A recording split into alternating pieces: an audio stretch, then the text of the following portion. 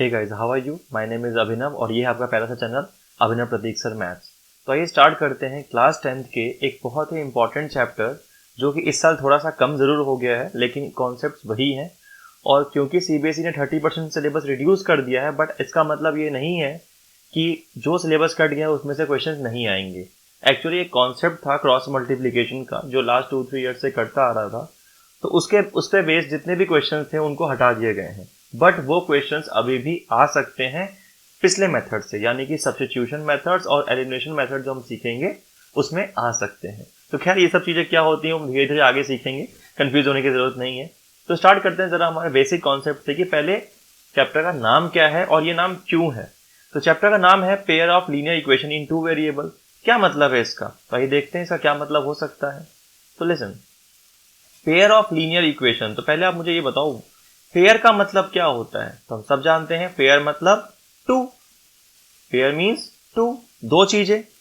Linear equation का मतलब क्या होता है? लीनियर इक्वेशन वो इक्वेशंस होती हैं जिनकी पावर 1 होती है, या फिर ये कह सकते हैं जिनकी डिग्री 1 होती है। मतलब उसके अगर जो भी वेरिएबल्स हैं, suppose 2x plus 3y plus 4z plus 5p equals to 2, कुछ भी है, कितने भी वेरिएबल्स हों, बट यहाँ जितने भी वेरिएबल्स हैं उन सब की पावर क्या है? 1 1 1 1, सबकी पावर 1 है। तो क्योंकि हर वेरिएबल की पावर 1 है, यानी कि इसकी डिग्री क्या है? डिग्री भी 1 है, क्योंकि हम सब जानते हैं डिग्री क्या होती है। Degree means the highest power, और क्योंकि सबकी पावर 1 है तो डिग्री 1 है। और जिस इक्वेशन की डिग्री 1 हो उसको बोलते हैं हम लीनियर इक्वेशन।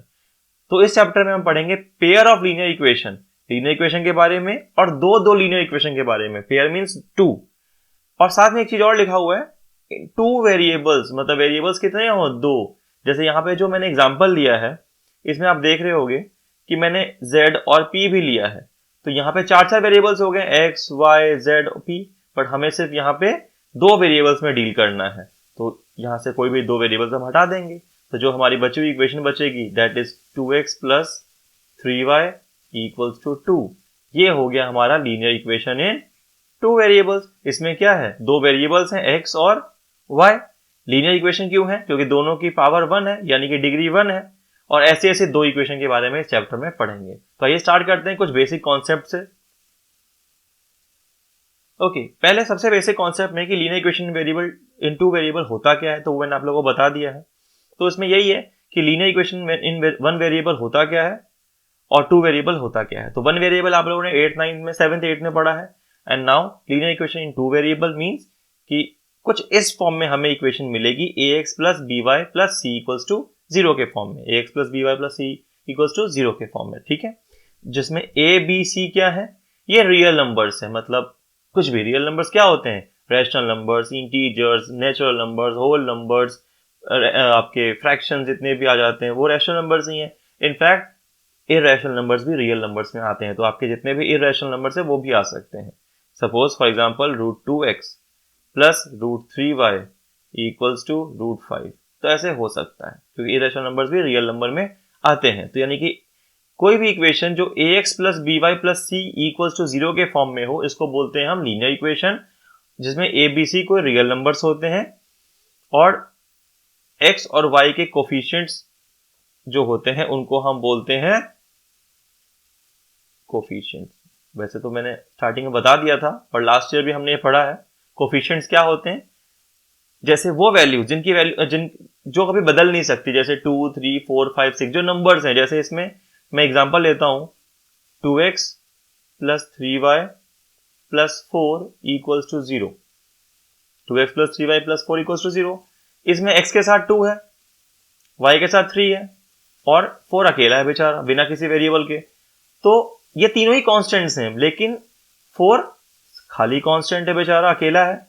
लेकिन x और y के साथ वेरिएबल्स, x और y वेरिएबल्स है ना, तो x और y के साथ 2 और 3 लगे हुए हैं। मतलब अगर ऐसा कांस्टेंट जो वेरिएबल्स के साथ लगा हो तो उसको हम क्या बोलते हैं? कोफिशिएंट। ठीक है, बहुत ही बेसिक है।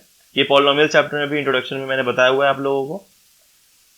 ओके, तो इसमें बस एक बात का ध्यान रखना है आपको कि जो a और b है, मींस जो x और y के कोफिशिएंट्स हैं वो 0 नहीं होने चाहिए, क्योंकि अगर वो 0 होंगे तो x और y भी खत्म हो जाएंगे, और x और y खत्म हो जाएंगे तो वेरिएबल्स रहेंगे नहीं, और हमें यहाँ पे 2 वेरिएबल्स चाहिए ही चाहिए। ठीक है, तो प्रोसीड करते हैं जरा हम आगे अपने क्वेश्चंस की तरफ। एक्सरसाइज 3.1 में देखते हैं क्या कहता है। Question 1 of exercise 3.1 is saying form the pair of linear equations in the following problems. मतलब जितने भी इक्वेशंस आएंगे आगे, इसमें आपको लीनियर इक्वेशन इन 2 वेरिएबल के फॉर्म में इसको कन्वर्ट करना है and find their solutions graphically, और इनके सॉल्यूशंस के ग्राफ बनाने हैं। तो पहला क्वेश्चन है 10 students of class 10 took part in mathematics quiz. 10 students हैं क्लास 10th के जो कि मैथमेटिक्स के क्विज में पार्ट ले रहे हैं। तो यानी कि टोटल स्टूडेंट्स कितने हो गए? 10। अब इसका यूज करेंगे आगे। If the number of girls is 4 more than the number of boys, तो गर्ल्स और बॉयज की बात कर रहे हैं तो हमें गर्ल्स को मान लेते हैं x या बॉयज को y लेना पड़ेगा, या फिर बॉयज को x गर्ल्स को y। तो वैसे ही बोला हुआ है कि रिलेशन दिया हुआ है गर्ल्स और बॉयज में, तो जरा इसको इक्वेशन में फ्रेम करके देखते हैं। ओके, तो हमने लेट कर लिया कि let the number of girls be x and let the number of boys be y। तो क्या बोल रहा है कि टोटल स्टूडेंट्स कितने हैं? 10 स्टूडेंट्स बोला है ना। 10 students of class 10 took part in the mathematics quiz. 10 student हैं तो 10 के 10 या तो लड़के होंगे या लड़कियां होंगी, यानी कि जितने भी स्टूडेंट्स हैं बॉयज और गर्ल्स को मिला के वही तो 10 है। ये होगी हमारी फर्स्ट इक्वेशन।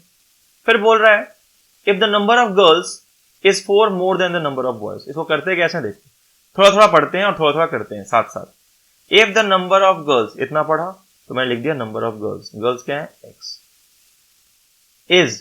इज का मतलब होता है इक्वल्स का साइन, इसका मतलब इक्वल्स का साइन।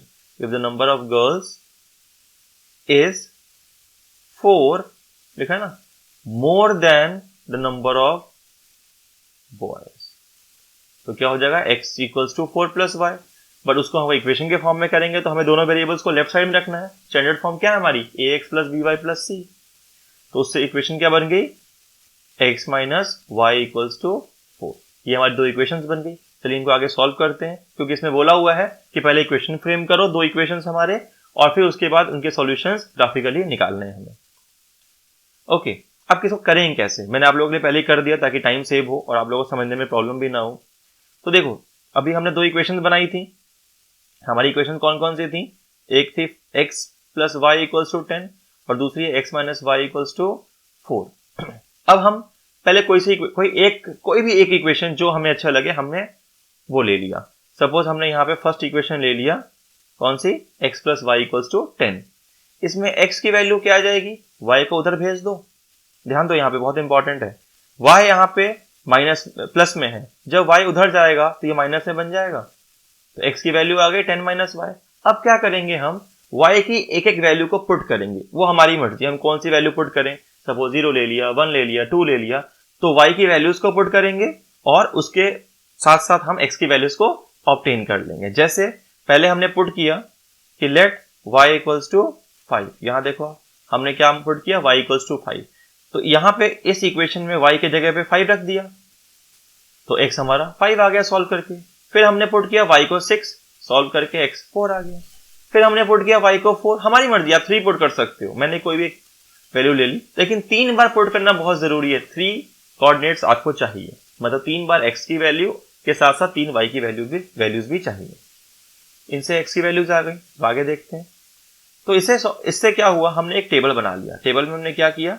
हमने y का वैल्यू y पुट किया था 5, x 5 आया था, y 6 पुट किया तो x 4 आया, y 4 आया तो x 6 आया। उसको हमने एक टेबुलर फॉर्म में रिप्रेजेंट कर लिया, x की वैल्यूज, और हर x की वैल्यूज पे जो y की वैल्यूज आई हमने वो लिख ली।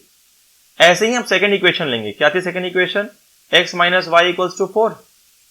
इसे सॉल्व किया तो x क्या आ जाएगा?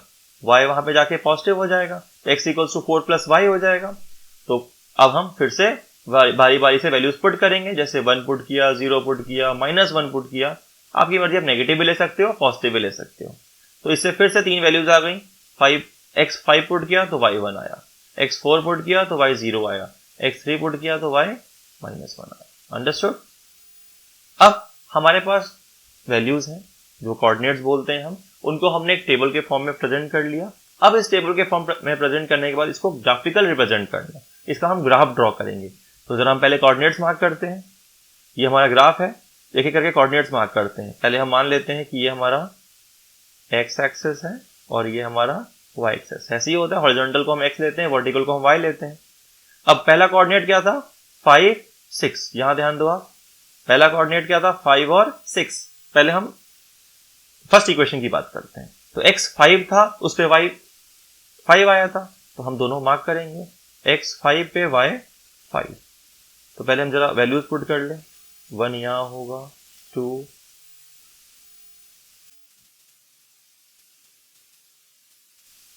ऐसे ही मार्क करते हैं। आई होप आप सबको आता होगा।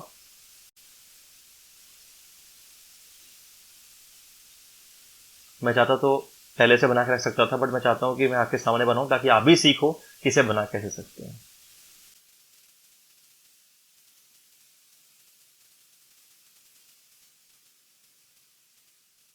ठीक है, हमारी मर्जी है, 5 5 6 6 वैल्यूज ले लेते हैं।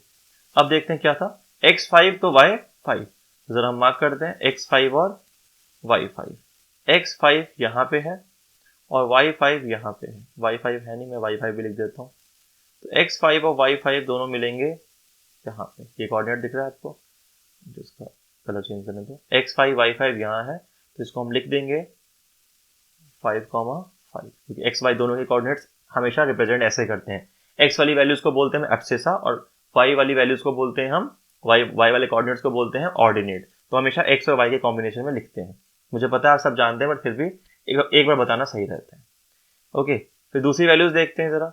दूसरी वैल्यूज क्या है, 4 और 6। जब x 4 है तो y 6 है, तो देखते हैं पुट करके, x 4 y 6, x 4 y हमारा 6 है। अब यहाँ पे हमारा y की वैल्यू 5 तक ही है, तो थोड़ा सा हमें ग्राफ को अपने एक्सटेंड करना पड़ेगा। ये हमने y पे भी 6 बना लिया। ओके, तो क्या बोल रहा है, x कितना है हमारा, x हमारा 4 है, y हमारा 6 है। तो x का 4 और y का 6 कहाँ मिलेगा, यहां मिलेंगे दोनों, x का 4 और y का 6, इसे भी लिख लेते हैं हम।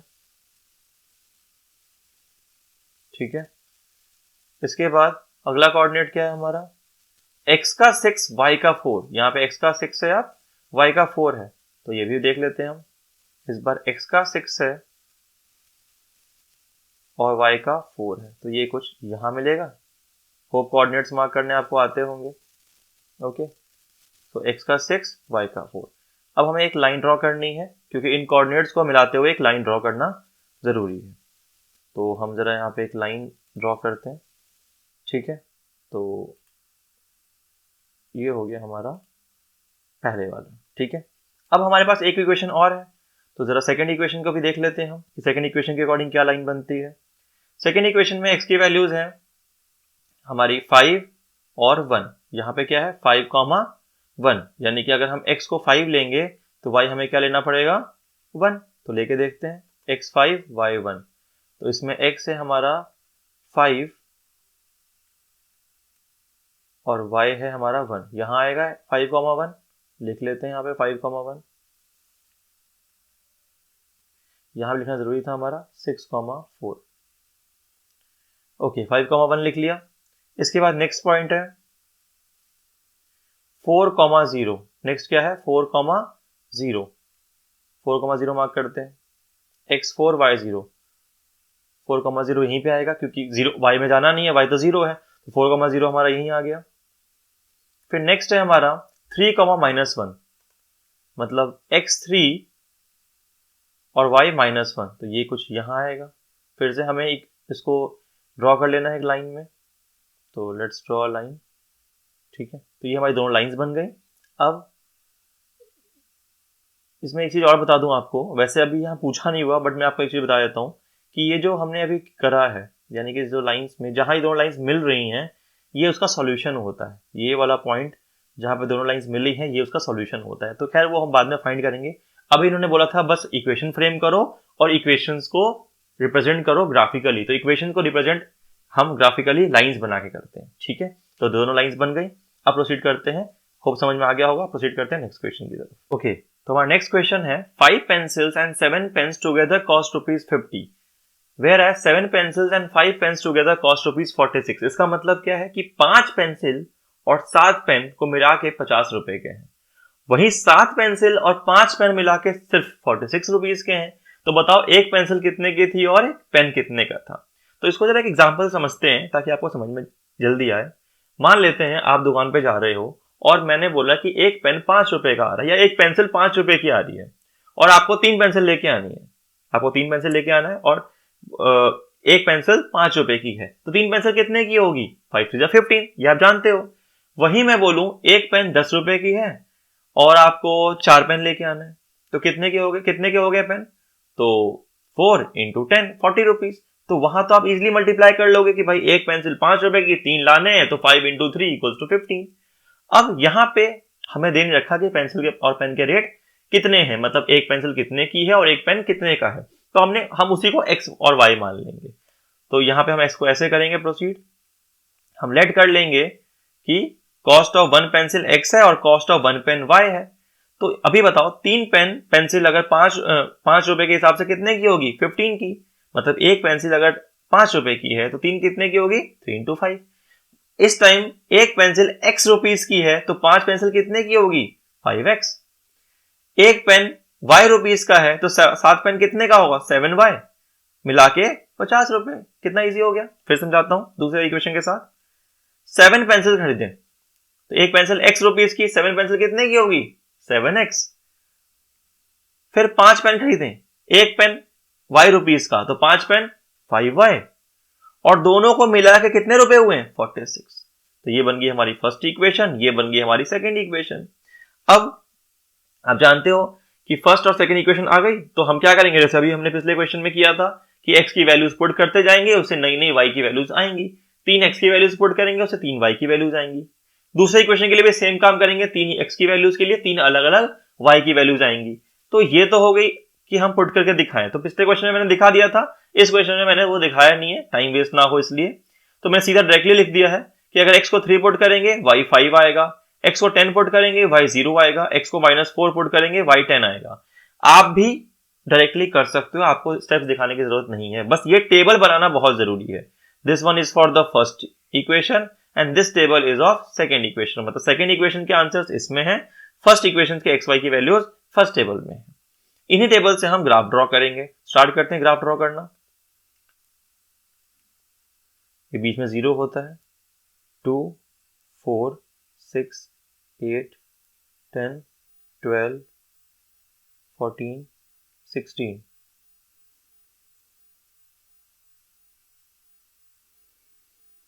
अब यहां पे 2 गैप क्यों लिया मैंने? बताइए जरा कमेंट करके कि मैं 2 की गैप क्यों लिया। देखता हूँ किसको आता है, बट फिर भी मैं बताया तो आप लोग, ये 2 गैप इसलिए लिया क्योंकि वैल्यूज बहुत बड़ी बड़ी थी। अगर मैं 1 गैप लेता तो मुझे ग्राफ बहुत बड़ा बनाना पड़ता, तो इतने बड़े ग्राफ को एक शीट में बनाना थोड़ा सा इम्पॉसिबल सा हो जाता है और काफी वियर्ड भी लगता है देखने में कि इतनी बड़ी शीट पे आपने सिर्फ ग्राफ बनाया है। तो इसलिए हम 2 का गैप भी ले सकते हैं, 3 का भी ले सकते हैं, बट ध्यान ये रखना कि जो ग्राफ में आप एक्स एक्सिस पे कितना गैप लोगे उतना ही गैप आपको वाई एक्सिस पे लेना है। ओके, उतना ही नेगेटिव्स में भी।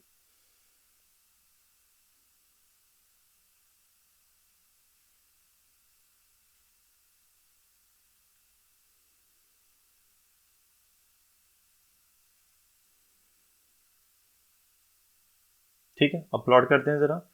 पहली वैल्यूज क्या है? x 10 पे x जब हमारा 3 है तो y 5 होना चाहिए, तो ये हो गया x3 तो y 5 यहां पे आएगा। कोऑर्डिनेट्स भी लिख लेते हैं साथ साथ, 3,5। फिर दूसरी वैल्यू x जब 10 हो तो y 0 होना चाहिए, जब x 10 तो y 0 पुट करते हैं। x10 y0, तो आपको पता है x10 y0 कहां पे आएगा? वहीं पे आएगा जहां पे था, तो यही पॉइंट हो गया हमारा, क्योंकि y तो 0 है तो x10 तो 10 पे ही आ जाएगा। थर्ड, x हमारा -4 होना चाहिए जब y 10 होना चाहिए, मतलब x -4 तो y 10, x -4 तो y 10, x -4 तो y 10 यहां आएगा। अब हमें इनको ज्वाइन करना है, तो इनको ज्वाइन कर लेते हैं। ये हो गया हमारी फर्स्ट इक्वेशन का। अब सेकंड इक्वेशन की तरफ प्रोसीड करते हैं।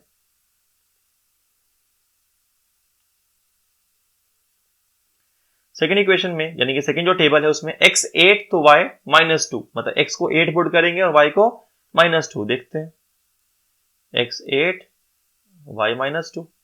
फिर x3 तो y 5, x3 तो y 5, x3 तो y 5।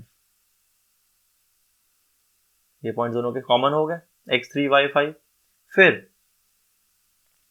अगला है हमारा x - 2 तो y 12, x - 2 y 12, x - 2 y 12, 12 भी ले लेते हैं, 12 मार्क करना भूल गए यहाँ पे। तो x - 2 y 12 यहाँ आएगा ऊपर, तो इसको फिर से ज्वाइन कर देते हैं हम।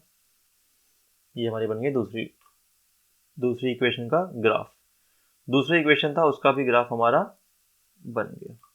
ठीक है, तो इस तरीके से दोनों ग्राफ एक दूसरे से मिल रहे हैं यहाँ पे।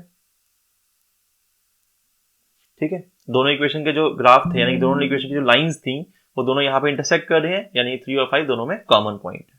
ठीक है, आगे प्रोसीड करते हैं। होप समझ में आ गया हो, वरना अगर नहीं समझ में आया होगा तो प्लीज रिवाइंड करके वीडियो को देख लेना, और नहीं तो कमेंट जरूर करना ताकि मैं उस चीज को कमेंट में या फिर अलग वीडियो में उसको सेपरेटली समझा सकूं आपको।